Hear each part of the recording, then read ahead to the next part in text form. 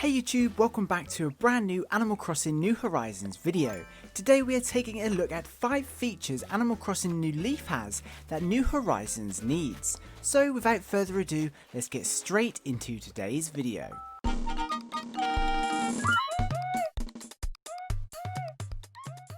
So yesterday marks the 7th birthday for Animal Crossing New Leaf on Nintendo 3DS in North America, and we're only a few days away from its worldwide birthday. Until recently it was the most popular Animal Crossing game, having sold over 12.5 million copies. We don't really need to go over why this game did so well, it's pretty obvious with the sheer amount of content, new characters and new features it added to the franchise. So knowing this, it's amazing to know Animal Crossing New Horizons has already outsold New Leaf in such a short amount of time, currently having sold over 13 million copies as of last month.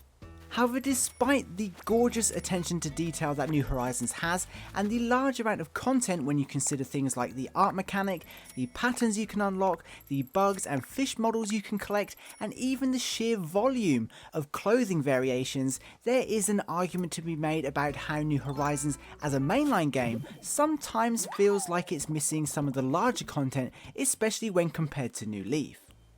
Now this is by no means saying New Horizons was cut short in any way. I think what the developers did is amazing, especially by adding the terraforming mechanic and crafting aspect and things like that, and I do think we'll see even more content added later down the line, much like Splatoon or the Pokemon games. So with this in mind, I thought it'd be fun just to run down some of the features Animal Crossing New Leaf has that would be nice additions to New Horizons.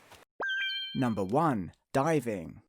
If you were to ask any Animal Crossing fan that played New Leaf what they'd want added to New Horizons the most players would probably say the diving mechanic. For those that don't know, New Leaf added the ability to swim in the sea and dive off things like the dock and the cliff straight into the water. It was a feature you couldn't unlock straight away, as you needed to buy and wear a wetsuit before you could enter the water, so not too dissimilar to how the ladder tool is required to access other areas in New Horizons at the start of the game. Of course, this feature introduced additional content such as being able to dive underwater to collect deep sea creatures, which were a third critter to collect much like fish and bugs, as well as being able to meet the special character PASCAL, who would gift the player special furniture items. Anyway, I think diving truly has a place in New Horizons. It wouldn't take anything away from the storyline and would just give new avenues for players to explore and potentially new critters too along with it. I can already picture waving my wand and putting on a wetsuit. But what do you think? Is diving something you'd welcome in New Horizons, or do you not see the need for it? Let us know in the comments. Number 2. The Roost. Despite a large amount of people already having fully decked out and developed islands with paths and furniture covering every inch, wanting more buildings to position around the New Horizons island is a pretty popular opinion. One of the most popular buildings in New Leaf was of course the Roost Cafe, which was the local coffee house and run by the one and only fan favourite Brewster. In past games, the Roost was a favourite location for the villagers and even hosted KK Slider on Saturday nights. By New Leaf, the Roost was upgraded to a standalone building and was a public works project that you could unlock sometime into the game. Players could then pretty much choose where they wanted the cafe located, adding another cool area to visit and hang out with friends or visitors. One of the main aspects of the Roost was the coffee mechanic. Not only could the player buy and drink the coffee, mostly just for fun, but you could work a part-time job at the Roost, serving coffee with a variety of ingredients and coffee types, which meant needing to know the way 400 odd villagers took their coffee.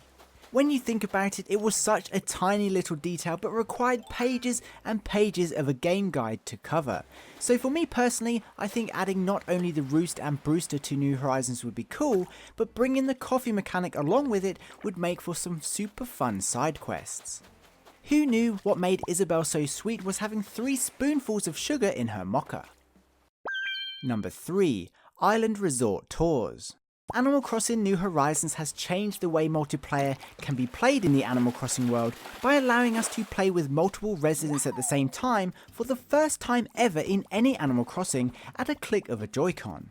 However, despite the amazing creativity from the New Horizons community being able to come up with super fun games to play with locals or online visitors, most players inevitably end up hitting each other with nets to pass the time. And I think it's safe to say, as things stand, New Leaf had a wider variety of activities for online players. Animal Crossing New Leaf had Tortimers or Tortimers Island Resort, however you prefer to say it, which was a location you could visit with or without online friends and play a bunch of different minigames. You'd literally all gather together in the seating area and travel at the same time. Many of the games the players could play together were timed challenges, including balloon hunts, fossil finding and item matching games, again not too dissimilar to the new format of fishing tourneys in New Horizons. These minigames were great to play with friends, had different levels of difficulty and even rewarded the player with medals which could later be used to buy items at the island gift shop. Interestingly, this is how you'd buy a wetsuit. So it does raise the question why something like this isn't already something in New Horizons. Other than trading, helping out during meteor showers and just chilling with friends, there's not really an incentive to visit other islands. So I think if a place that we could visit with friends to play minigames was added to New Horizons, it would be very welcomed and add even more scope for the multiplayer aspect. After all, there's a bunch of seats inside Dodo Airlines, let's make use of them. Number 4. Gyroids. Gyroids are some of the most iconic items associated with the Animal Crossing franchise, and until now has appeared in every single Animal Crossing game. Ignoring Lloyd, who is a special character, Gyroids are unique furniture items that are usually found in dig spots around town after it's been raining. Gyroids didn't really serve any purpose other than being a cool furniture item, however some players used them to decorate homes and make use of their cool appearances and sound effects, others simply saw them as another set of items to collect while playing, and everyone else probably saw them as a nice little money maker and just sold them. For me personally, it was always super exciting digging up a dig spot and not knowing whether it was going to be a fossil or a gyroid, as I was one for trying to complete the set. By New Leaf there was over 130 different gyroids and would link to Brewster's storyline, who was also a fan of the furniture. So whether you enjoyed collecting them and seeking out specific families of gyroids, or you just sold them to make quick bells, adding them to New Horizons would be a great throwback for people who have played previous games in the series. I wouldn't even be opposed to crafting them.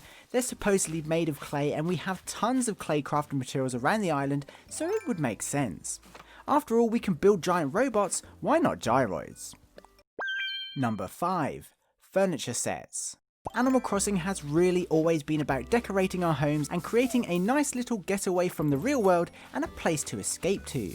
Part of this was always collecting a bunch of different furniture items. Again, some people chose to collect random items and design something completely unique, whilst others, like me, prefer to play it safe and stick to designing rooms with complete furniture sets.